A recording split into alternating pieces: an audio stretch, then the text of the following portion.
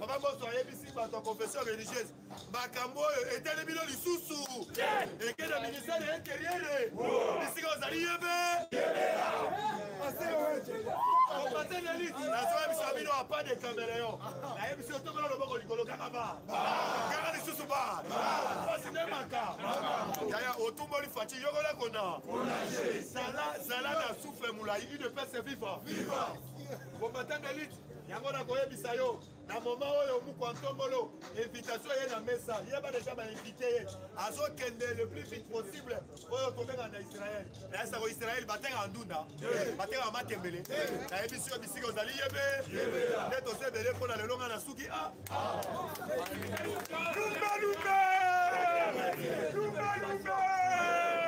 Fatigue-toi. Fatigue-toi. Allez, fatigue-toi. Merci beaucoup.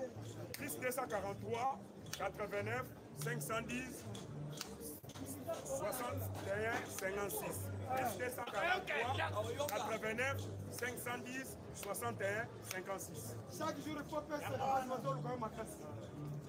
il dépêche vivant. Vivant. Il dépêche vivant. Vivant. Fatime.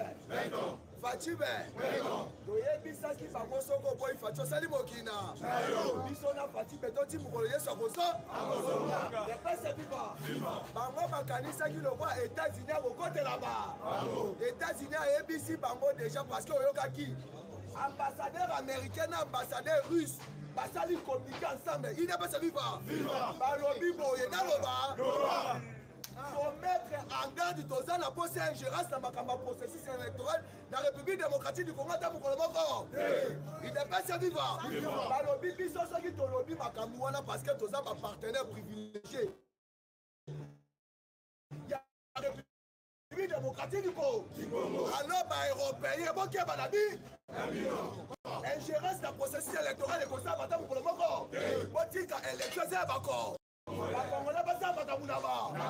n'est pas se vivant. Il y a un moment ambassadeur de l'Union européenne, Ghana base. Azaki n'a pas ça coûté un ambassadeur. Kodi a dit moi na coûté un ayo. Donc peut-être ma soloni. Maman l'élection c'est d'accord. On dit qu'à biso ma congolais de BRD. Pas ça ma kamunabi. Il n'est pas se vivant. On dit qu'à biso dans cette élection na bi. Ça nous ça que l'élection la France biso de Kotaka. Il y a moi qui m'a quand même dit. Mike Améanti, alors il s'attend à ça que l'élection des États-Unis. Tu n'as jamais comment on a ingérence à la République démocratique du Congo. Alors toi tu n'as pas passé à Makamunaba. Dans la base, il y a la nouvelle société civile à la République démocratique du Congo. Alors dit que là, dans l'Angola, Makamouana, il pas ma confession religieuse. Dans le ministère interne.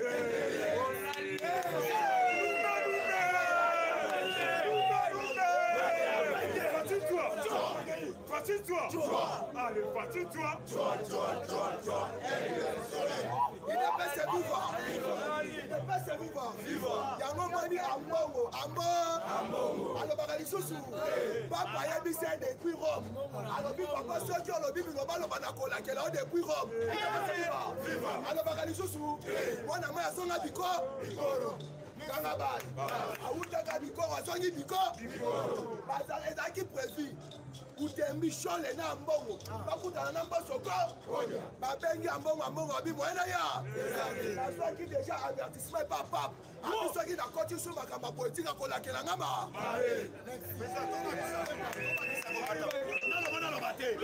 il est pas déjà à partir à l'obéitonie moi ayebisi na tous les professeurs ya église catholique oya komeka kokota na salle kotangisa mwana te akoretire matri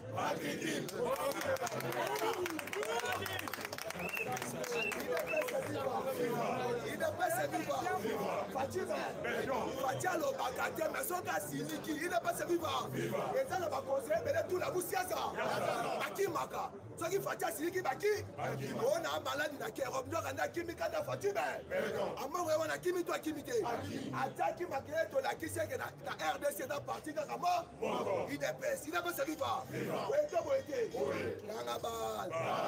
Il n'est pas se vivant.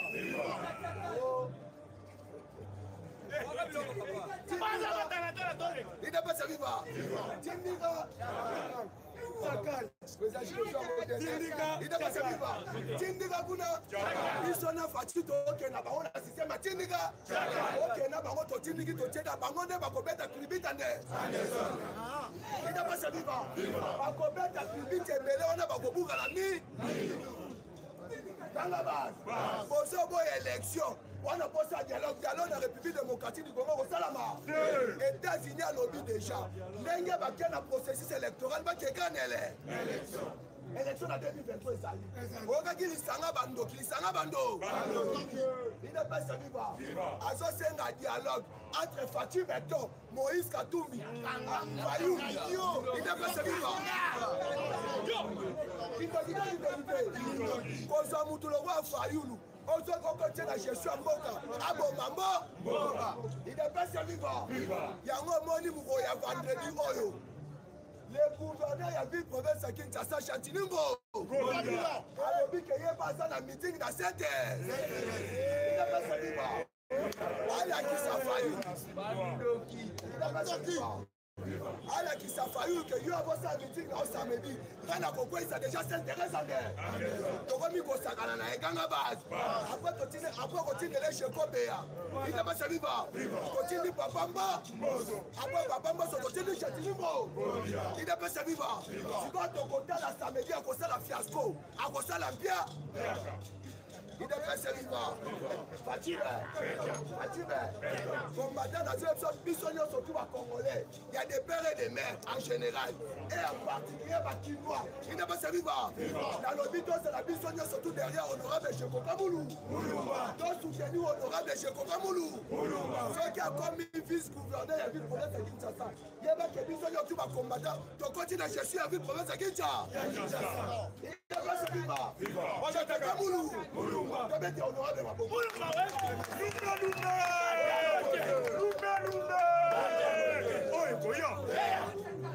Il n'a pas servi pas. Parce qu'on aura des chez Coco. À la campagne pour la Jamaïca. À la campagne pour la Fatime. Dans Wasaki la prison. À la prison, ma salle campagne pour la Fatime. À la campagne pour la Jamaïca. Jamaïca, vous ne passez à la campagne pour la Checoca Moulou. Il n'a pas servi pas. On aura des chez Coco à la soutien à partie. Il y a hiérarchie à part. Non seulement hiérarchie, mais même sur ma combattant. Pour ça, derrière, on aura des chez Coca Moulou. Il n'a pas servi pas. On a soutien à la paix civile, merci.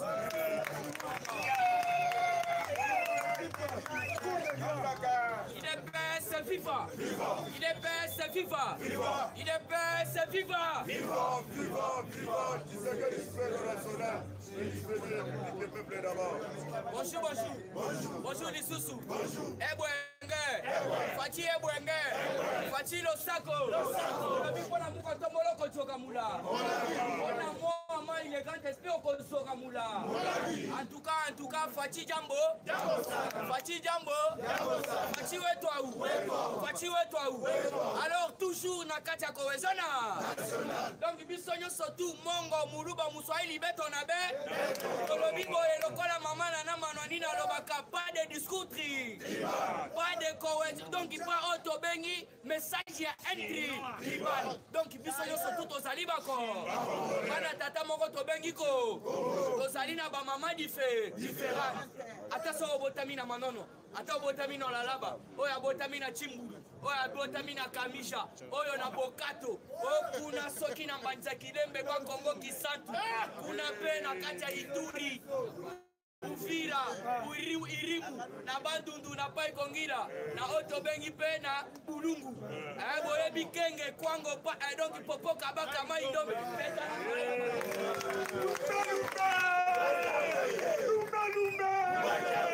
Fatile-toi. Allez, fatile-toi.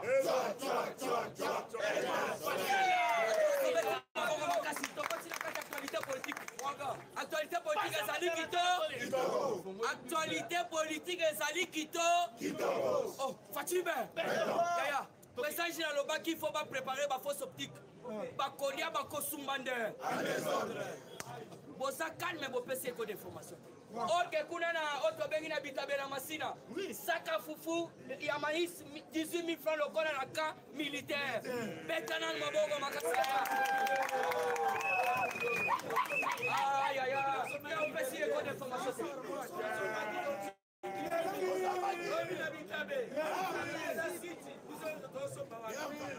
Il est prêt, c'est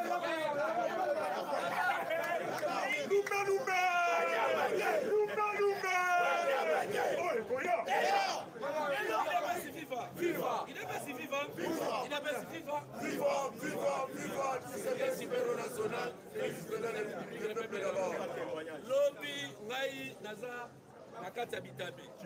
Les alliés, merci à Yakana Tokutalaka. Aïe, Awa, Izalana, Komatam Bazana, Ayaka Tokutalana. Ngai, Lobby, Nasomi, Massangu, 18 000. 25 kilos.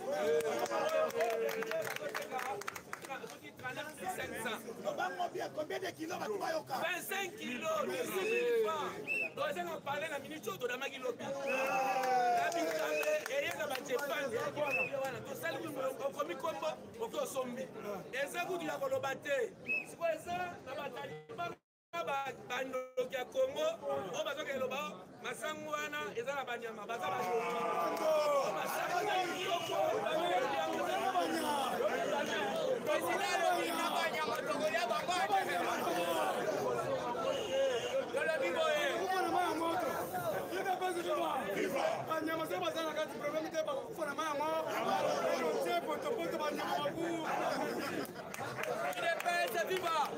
Bona mutema mabe na bango tokolakisa bango masango ata soki eza na banyama tokodamerde yoka mosusu alobi mosusu asali interview alobi faci beton tomoni masango ye tosoli kaka biloko ya kodame na bande bayebisi bango dans 2 semaines biloko topesaki deja mbongo na mati ezokita okosentir ke faci deja donc azali sikoyo déterminé pour bétonner libumu ya peuple congolais faci be toujours na kati actualité politique soki moninga tosala makambo malamu sepela soki bapesi yo 100 francs otie merci te ozali na ingratitude moninga kokopesa yo ata 100 francs mala oyo elandi te mais soki apesi yo 100 francs lobi merci avec honnêteté mbala nsima soki aza na 500 kopesa yo ande mais bakitisi masangu lokola na cas militaire nayebisaki bino ke y aura des sites site eza ciblé pour le moment ezali na wenze ya liberté na quartier na nini na masina oyo tobengi bajefane ezotelema wana 9 par jour 9 jefane. Alors vous devez comprendre comment vous contombolo te azwi kuluna oyo bango bakabolelaki machete Fati à rendre agent de développement. Ce qui Hollandi Otobengi Papa Kasongo. Alors je suis capable de connaître la République démocratique du Congo. Il y a un peu de choses à la Koulouna. Pesa Ebiso Asala Moussala Po. Sake qui t'attend à 15 000 francs. Toujours dans la actualité politique. Dossier Zoé Kanambe. Dossier Zoé Kanambe. Boyoka qui Moukotomola le Bakiboé. Il n'y aura plus les intouchables au cours de mon mandat. Il y a un Bomoni. Zoé Kanambe. Zoka Banda. Alors, babibisaka ete basali nini benga lisusu fati pantin et puis naza konforme biso komite moko eza wana nakoyebisa bino kombo nango ezali monte kaka mpona kolandela bandako ya leta banani bazwaki bandako yango nde oyo kilobi Zoé Kanambe le petit frère d'Hippolyte Kanambe babimise na ndako expulsé na ndako ya bilamba libanda na kabalisi alors yo libanda na bakale surtout libanda ba papa partout oya bolo balisusu facha sa placebo toyebisi bango asa mona mukishi mwana nkoya za kaka nkoho est-ce que nkoya botaka meme nkoya botaka morine nkoya botaka kobai nkoya botaka libata nkoya botaka kaka nkoho betela nanu mwana nkoyi yoka mukotombolo toujours na vision ya Otobengi papa na ye mémoire balobi le peuple d'abord.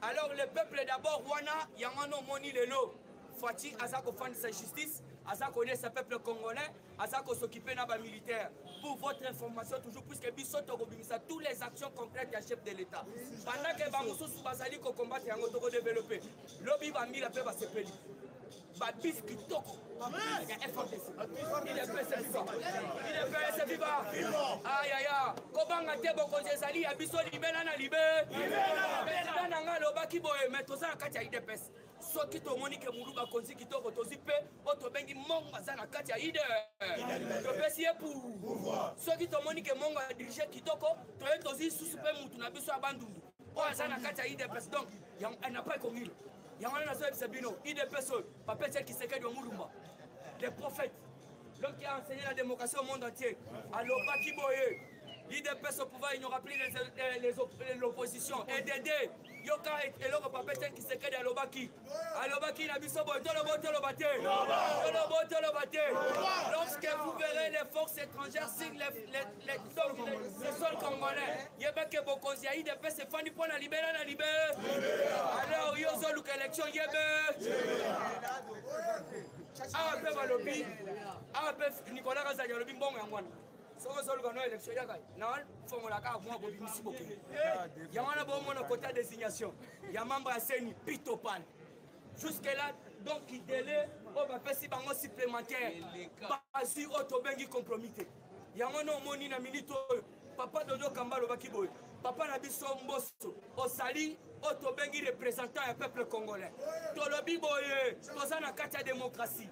Oh, déjà, les 6 confessions, il faut ça la voter. Donc, Denis Kadi Makaka, Anazo M. Sabino, Tolobate, l'Isolo et Outi Kobima entre Otobengi, ambassadeur Mike Hammer, Alexei Stambov, Wazali, ambassadeur Yarisi. Balobi na kati démocratie et Zalakate, Église catholique, na SSC, Bokende bo rejoindre les 6 confessions religieuses. Betana maboko makasi. Na komo na policier parole de FST 5 minutes FSC Yoka. Grève dans les écoles catholiques.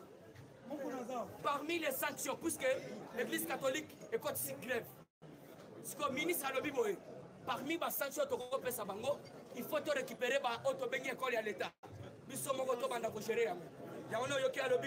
Parmi les sanctions, le ministre évoque la possibilité de récupérer la gestion directe de toutes les écoles publiques gérées par l'église catholique. Alors donc, l'église catholique a cette grève. Bisso récupérer Yango. Pour tout ça, la gestion d'Abisso. Alors, vous devez comprendre Mouzito bientôt dans les filets. IDPS vivant. Information Zaboye. Bientôt, Mouzito Nakati a filé à justice. Basalini Yoka. Plus de 500 millions de dollars détournés par les anciens premiers ministres, par les anciens. Donc, Banda, Otobengi, Mouzito, Chibala, Dina Ilungambe. Depuis Otobengi Mouzito, Chibala, oh Badibanga, oh Tozolo, oh Ilunga. Donc, Yangon surtout, et que Tina Ilungambe. On a une bancarisation. Bancarisation na bokoyo kalobi chiffre nini bimaka par mois ya on a zoe bisayo yo so landa musito ke tuna bato palu pourquoi papa kizenga bengana yande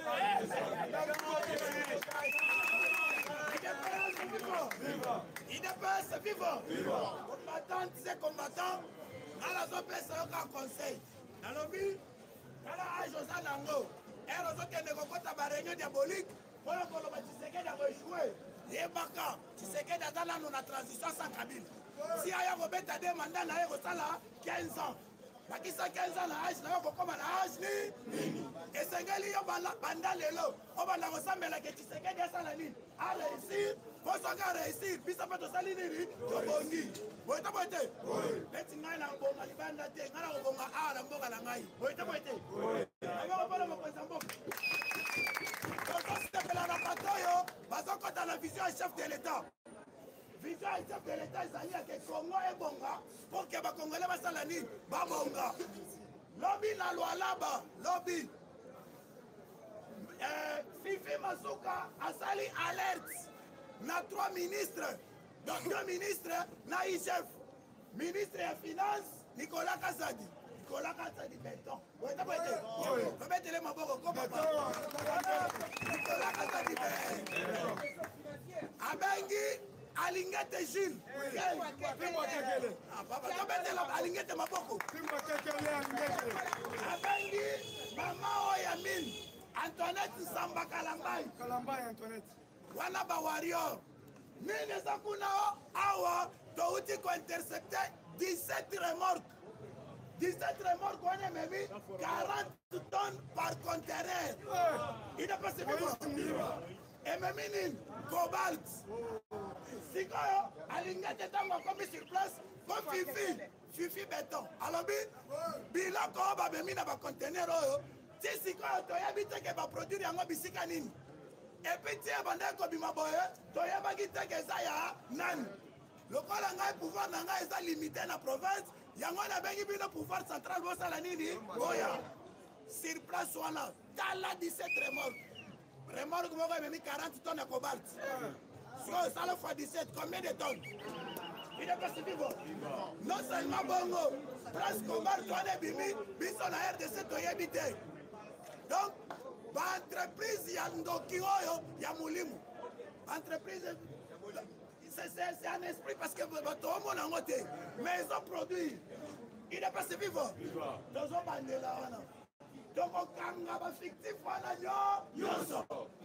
récupéré ma plan, on a récupéré ma chauffeur. Si on a milité, audition est en cours. Pour la voyage que Banani va produire la cobalt douana. Et puis le bal va dit 17 conteneurs lobby. Avant lobby, c'est que 35 sous ce bimage. Quand on voit les Kango, il n'est pas vivant. Et quand on parle de la fraude minière, il y a aux autres que RDC a sali ko perdre mbongo ebe. Lokola tokomi kolanda bongo kokanga yango, c'est que tokomi na contrôle ya mbongo na bi. Il n'est pas vivant. Topete la mbongo mbongo mbongo makasi. Agent félicité, peut qu'on remercier. Député moko ya bande côté les mélages coco. Il n'est pas vivant. Le bakiawa sur les 12 députés na biso ya IDPS. Oh, il y a une instruction, il y a une hiérarchie à partir de la biseau. Il n'est pas vivant. Je vais la hiérarchie, ma boque. Hiérarchie, je vais la hiérarchie. Il y a une instruction pour envoyer ça. Candidat, tout ça, pour la ville de province de Kinshasa, gouverneur Zalikaka, c'est Kokomou. Batunyo, c'est Batosa qui est tiré qui Moko. Moko, a outil qu'on s'est rangé derrière décision, il y a hiérarchie. Il n'est pas vivant. Comment on est Géridicala? Géridicala, en tout cas, le rôle on a dit, décision, il y a hiérarchie à partir, c'est qu'on a mis à Bissau à Moutemo. Candidat Zali Moko pour la ville province à Kinshasa. Vous voyez? Comment on a dit, c'est Kokomou? Place où on a tous un débatté, on ressemble à péter. Bon, allez là. Merci beaucoup. Merci beaucoup. IDPS viva! IDPS viva! IDPS viva! Viva, viva, viva, Les parlementaires debout! Les parlementaires debout! Les parlementaires debout! Bonjour à tous. Bonjour. Bon, la ligne a la parenthèse sur l'affaire Yakiba Sayaram. IDPS viva. Et c'est un dossier mort pour le basi va pousser à mon date mort qu'on a mis balité. IDPS viva. Maïe qu'on découvre une autre année ezala qui copte entre les députés dans la société et la télécom. IDPS viva. Le col ram abanaki kosala ba contrôle la société wana. Ko bango musala na bango ezala ka koyiba, kosala na ba kabal ba makambu ya mabe na kati. Yango moni babeta ki copte wana na ba député pour la nibasala nini balongola ram. IDPS viva. Après avoir découvert plein de gens qui wana, mais oh biso to ceux qui ram, tu comprends que ils ont pour l'intérêt na biso. Mais akata ke belete akata kata au moins 3 minutes. IDPS viva.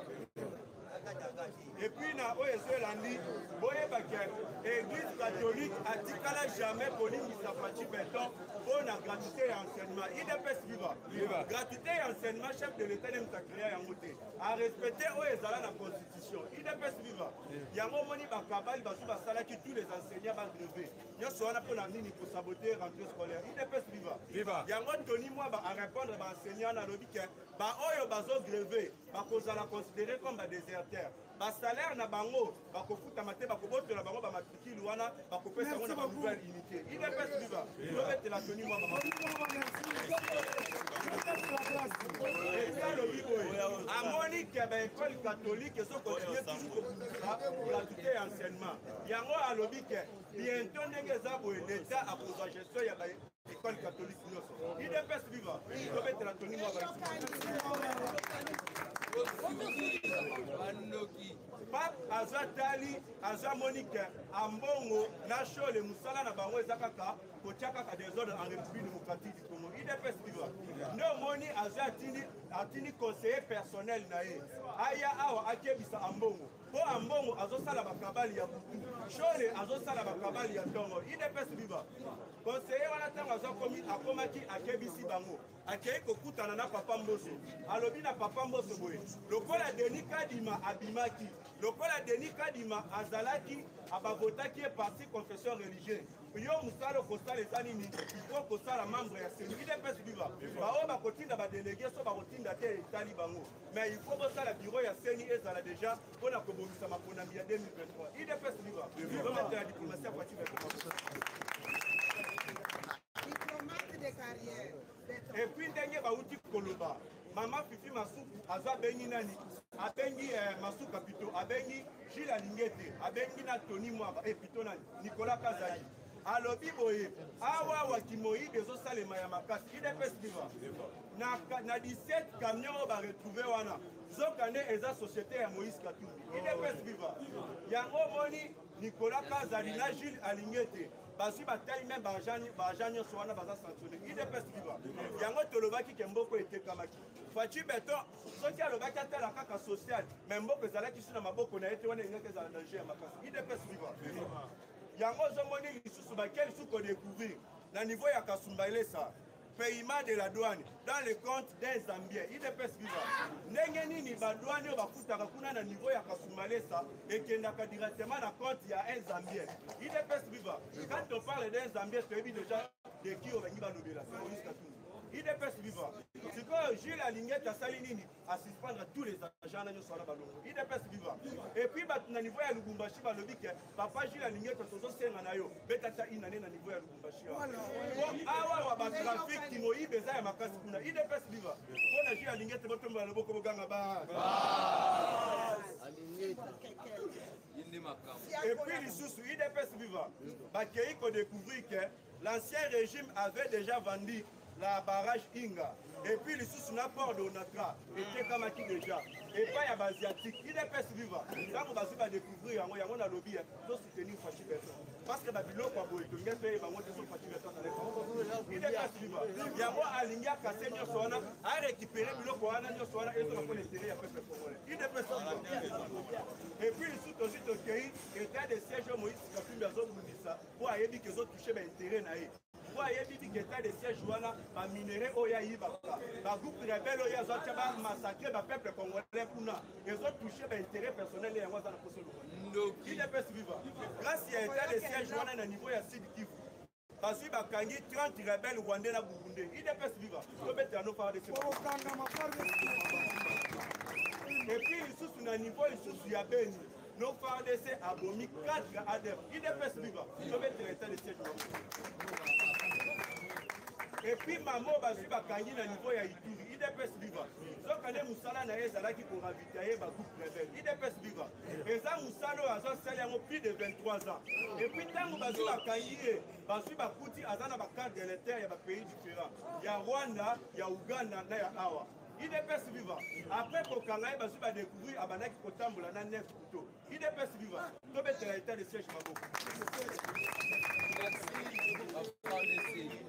et puis lisusu mpona kokende na koshite idps viva conseil ya des experts bazwaki un prévenu ebongaki aloba oyo azwa yebi directement devant là-bas prévenu wana azwa koyi akufi kosi ya liwa na ye eyebani te idps viva ce qui explique c'est que prévenu wana ayebaki eloko moko na kati wana comme azalaki prêt ya kobimisa basekret nyonso eza peut-être balisaki eloko idps viva mpo akomi na ntango ya kotémoigne mbala moko moto akoyi sur place akufi idps viva lokola bato baza ebele moyen azwa ta ebele et puis numéro na ngai plus 243 89 60 77 556 89 60 77 556.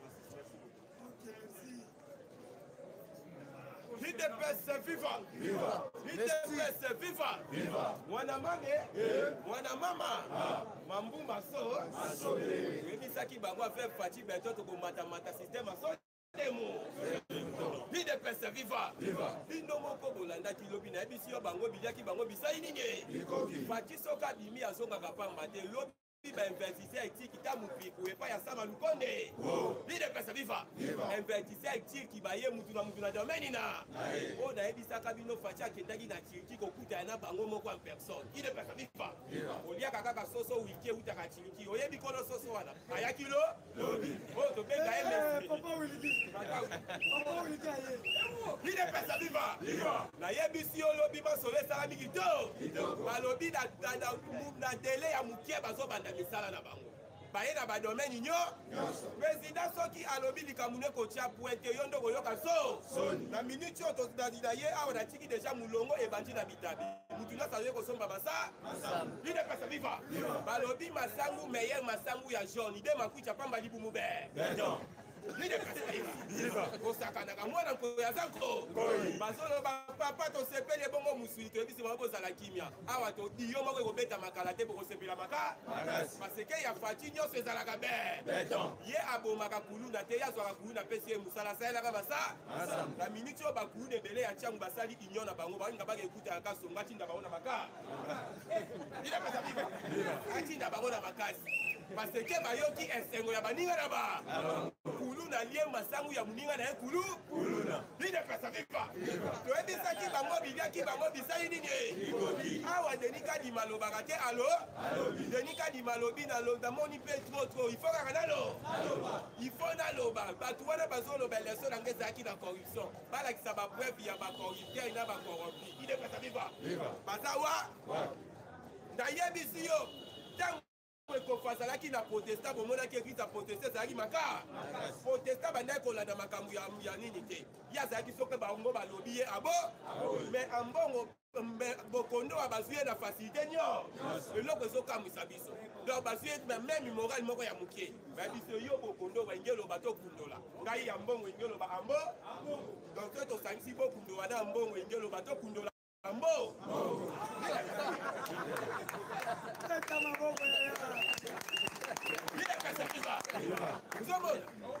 yo bokondo wasalela kombona bokondo elakisi kokundo ngai ya mbongo elakisi yambo nalingi tosala diyo epesa tokundola mbo l'IDPS viva yango omoni basali eloko wana me nalobi bato wana baza na posa ya élection te baza na posa ya dialogue fati atimbeli bango yango omoni maki ya me ntango ayambaki si confession religieuse ayebisaki bango eloko ya liboso si confession ezali balakisi maki ya mere nde badesidaka président ya seni babi o me bodesidaka ye boye donc problème te c'est-à-dire Kadima cela aza na re donc ikomai kaka dimabima bayebisi ye bato wana bazoboya baza na kati ya dialogue yango moi mike ya mere alobaki toboyi cette fois-ci dialogue nagri bato wana yamuka basepeli bakanisi okoya faveur na bango nzoka comprendre basie na ba l'IDPS viva toyebisaki bango mwana nkolo ya zanko président ye bainvitaka ye bomoi na minute oyo invitation ya Israel eza déjà na mais il faut akende na Arabie Saoudite akende okufize bamama na contrat mpo na minute oyo fati azwi makambo na mabo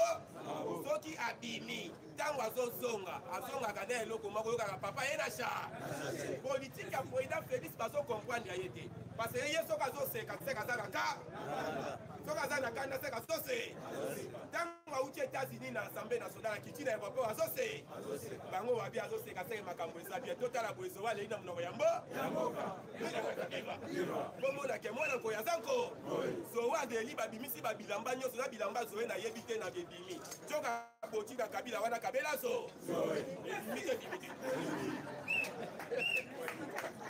l'IDPS viva mpona yebisa yo plus mabilo alobaki bien dans quelques jours aya nazobimisa liste ya bato nyonso oyo baza na bapango ya leta oyo leta il faut abotesi baréhabite yango pamba l'IDPS viva réhabite yango kita mpona yo te prai pauvre mpona bakuluna wana ankava prison wana ezalaka na époque ya biso bapauvre leloko ekomi prison ya bahonora kende kuna oyoka français ezobeta maloko oza na franc soka bafrançais wana emiyibi na miyi fati visionnaire abi jamais kosangisa bato ya français na bakulu ekosala kosala bomba leta ifo kulu na masangu bango batikala bakokota ti bakole nayebisi yo salam kimia parce que déjà tozwi makambo na mabo parce que oyo babengaka chine arabe autorité morale parti déjà commissaire mwana po oyo ekoma soko fini na bandefoleli fini na libubeleli merci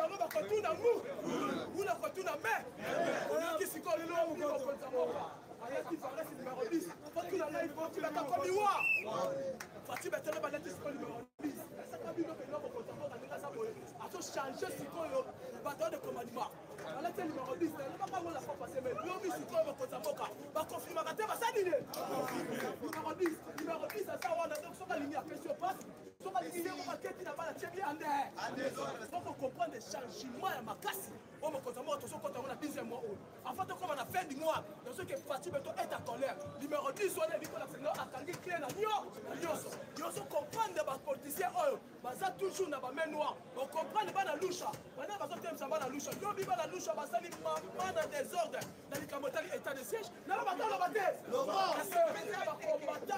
bakombatant na biso na kata este babetaka bango kindobika te basali nde kindobika siko comprendre état de siège bazotelemisango bazotelemela mpo na nini bacomprendre déjà bamoïsi wana bazosusa te te na kata pouvoir na biso oyo on comprend des tas de ces chinés qui makamuni sur la carte S. Au lieu qui même ministre de décentralisation, Robert Ouattara parce qu'il a pouvoir à côté ça plus de 84 millions d'habitants. Ba Ougandais, ba Tanzanie, naba Rwandais, à côté la carte S kuna. Yo so comprendre S. Et ça ka ba Rwandais, naba Tanzanie, naba Ougandais. Biso mo ko ba na mboka ba bengala biso ande so on comprendre faut tata ko comprendre. Likamoteli état de siège. To so ka ba ngo ande so on comprendre ce ko ba na lusha. Parce que on comprend que la position est aux autres. Parce que ça va bien. D'accord. Donc on comprend les garants de la nation. Bon, si la nation est prévue, il paraîtrait que mon comptable va se mettre au compte. Il y a un mot à son nom. Avec le peuple congolais. Un discours grave. Mettez ma boca ma casse. Discours grave. On comprend le discours. Ça va pas la nuit. Quand on a criminel au sommet de l'État, mais ça, on a des pavillons. Là, ça a des pavillons. Pavillon 9, là, pavillon 11. Pavillon 11, on a ce qu'on continue. Si les gens ont sali, ils ont tout ce qu'ils ont. Parce que la carte va s'attirer. Pavillon 11. Et ça, c'est un criminel au sommet de l'État. Ça, c'est un crime chaque jour. Il y a un combat de ministre de la justice. Allez, il est là. Il chef à émission. Mais le dossier à Kalakala, on a fait ça. Donc, on a un criminel au sommet de l'État. Il a fait ça. Il y a un comprendre les bateaux. Ça va même noir par-ci par-là. La carte à pouvoir haut. Il y a un comprendre les bateaux. Ça a une idée. Il faut changer la gouverneur. Il faut changer la bourgmestre. Et puis, il faut changer la mandataire. Parce que par contre, il y a un choc. Il y a un moka. Ça va mafia minene. Ça va miyibi ya kosakanate. Donc, le quartier, il y a un hôtel à la fois. Tout ça là. On a qu'à gouvernement. Mais cette fois-ci, tout ça, nous consommons la corruption trop. Mais quand on a mandataire, corruption toujours. Il faut continuer. Il faut tout marcher. Il y a un comprendre le consommons à Nord. La limite à l'élection. La seule c'est indépendant. Il y a un moment en 2023. Et puis, tu répètes, tu commences à André. On comprend les choses de l'ordre en 2023. Dans la politique à la Yémoko, parce qu'on fasse un régime. Il n'y a pas peur de haut. On se fasse ce régime d'abord dans le Négamo. On comprend les ça, on a processus. On comprend même la carte d'élection. On connaît pas bien. Il y a un comprend que l'ambassadeur il Brésil, et là qu'on dit que ça va toujours mafieux. Parce qu'on coopère, on a bango. Il y a un comprend que Kozambo quand il y a Mola, à tel l'ambassadeur, l'ambassadeur a Kabila tient le président. Pour la Kokanga Bilo qu'on a vu sur Yango comprend le lobby. À l'obéli et puis bah il sait que Bakangi a notage parce que Bilo qu'on a vu sur la carte président. Il faut y avoir des autres. Yango comprend que Kozambo il y a un signé qui déjà officiellement. Du Cambotali économie, du Cambotali social et puis du Cambotali travail. Fatima tous travailler Yango comme maman, papa, à tous travailler Yango. Kozamboka parce que la Ligue Congo yo sola là biso tozola mais keba Kozamboka azo sa bango pour le bien du peuple corps yango zo komba les situations que na bango kraka bébé si basuki yango moni ke Kozamboka ni kasa boy mais on moni Algérie ba chinois ba lien basa ba kabali moko mabe et puis baso ba stratégie na bango toujours baso continuer na kata mboka na biso yango lobby ba lumeni si bango et ni a lobby bango na kata hôtel du fleuve réunion ni bakekanga bango avec 14 personnes bendière bakataka hôtel de flemme bazosala réunion mpona nini bino boza bana mboka te epe boza bapolitisien te na kati ya flemme du congo bokasala nini ozokomprendre bakaba nyonso tu wana bazolinga na 2023 bango moko lokola marke fona azalaki arima mais biso toza arima oyo toloba pa pepe congolais yango wana mokonzi ya mboka abi non cette fois-ci c'est fait yango lobi premier ministre sam mokonzi ya mboka ayebisi ye ofo telema ti lelo nazo comprendre te gouvernement bakei yango ezali wapi tali kambo etali transport tali kambo etali travail batravaille ti lelo bazolela tala likambo etali transport mais derrière oza wapi mokonzi ya mboka lo babendi ye matoi ya comprendre que non sikoyo fo to bana kosala changement na changement de commandement na basecteur nyonso bato nyonso baza na nsima mokonzi ya mboka baza kosunga mokonzi yango comprendre fati beto eta colère okocomprendre ntango tozokota na 11e mois bale ye moko fati akosimba makambo nyonso na mai ya ye moko sikoyo akobana koloba te oyebi ntango okitangitanga kiti ntango fati bata ye katakata réunion comité nini comprendre makambo yake yango comprendre apesi ide malamu na kati ya comité central sikoyo yango moko esi basecteur nyonso mpona kokama mboka na biso yango toyebisi bango boye bakita bamata segare de leso facile okomprendre lobi oyo tokosuka bango ndenge nini tozokende kuna na bango kuna ndenge nini contre mi bakomprendre déjà ke na politique na bango oyo bazosilo bango te yango comprendre marke fayu même gouverneur na biso oyo ngobila aza na morceau dire même semaine tozokɔta oyo ngobila azosala neti kokosa malamu mais bayebisi ke na dossier na ye wana efosa na mesa epe ngobila dinini ngobila dinini akitambata akolela ander mwana mama mambu maso awa kolobi toza na papa paster avant toprésente a bospa papa paster zema nzembo na yo po azolinga akota studio grand mécano mama Brigitte azolinga akota papa paster akota studio. Voilà, bandeko nyonso ya Congo esika bozwami ya likosei nazo kopesa bino amba te tomoni congolais en matière électorale azali analphabète apesi pa kwanga lekisi moto lekisi oyebi ye atokoma kama papa na yo na tata na yo azala nani voilà conseil nazopesa bino yango oyo tozali debute nde toyembaka debu congolais toyemba mingi debu congolais tozala debute o kaka ya kolala congolais mpasa ekosila te po toyebi komiponela mokonzi malamu te toyemba mingi debu congolais tozala debute o kaka ya kolala kogi congolais mpasa ekosila te po toyebi komiponela mokonzi malamu te kovote te mpo bapesi yo sakombi ya loso kovote te mpo bapesi yo molangi ya biere voter celui qui est utile à la nation qui peut changer la mentalité des Congolais.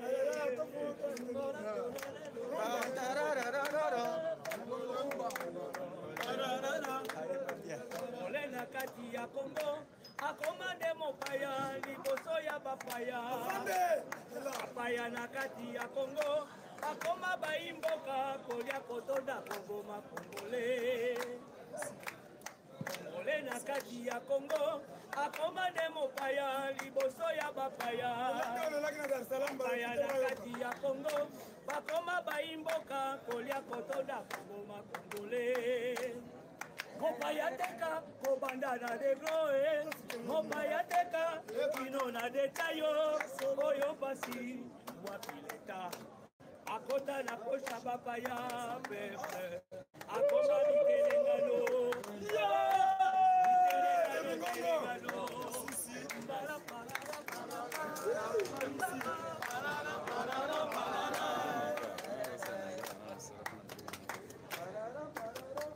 ana bakoma bafaze akuluna badima olikorose ya nzala enseignant fait pas fonctionner à l'état beaucoup de moins impayés au mosale kotama yo ana bakoma bafaze bakuluna badima olikorose ya nzala enseignant fait pas fonctionner à l'état mosale kotama yo mosale kotama yo na babiro bakuluna encravate batodi misolo ya leta nyonso na koshe na bango mongo toziki kozika moto tokauki yawe sate osala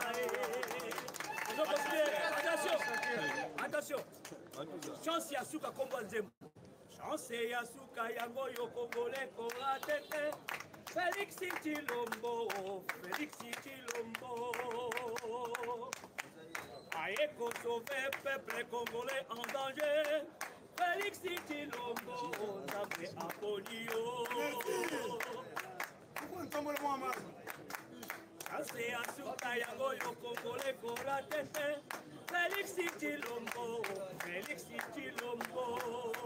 Mwana Mama Marte Aeko sauver peuple congolais en danger Félix Chilombo Nzambe Aponio Changement de mentalité yango yo tozelaki ye gratuité l'enseignement ekomi possible au Congo oyo akodimola mabulu na nzela ya faki akozinda ye moko ye na mabulu masali ye owa mulumba lumbela bango solo ya état de droit j'observe lumbela bango solo ya état de droit lumbela bango solo ya état de droit lumbela bango solo ya état de droit ijaka yoyo lumbela bango solo ya état de droit lumbela bango solo ya état de droit lumbela bango solo ya état de droit pipi yoyo lumbela bango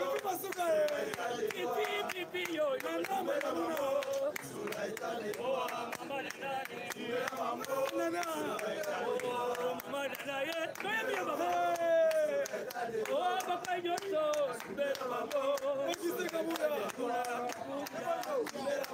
kabuya kabunde bana togo lumbela bango mama nana lumbela bango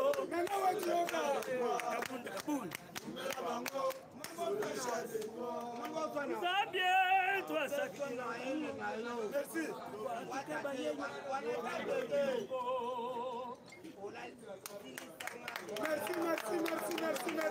Merci.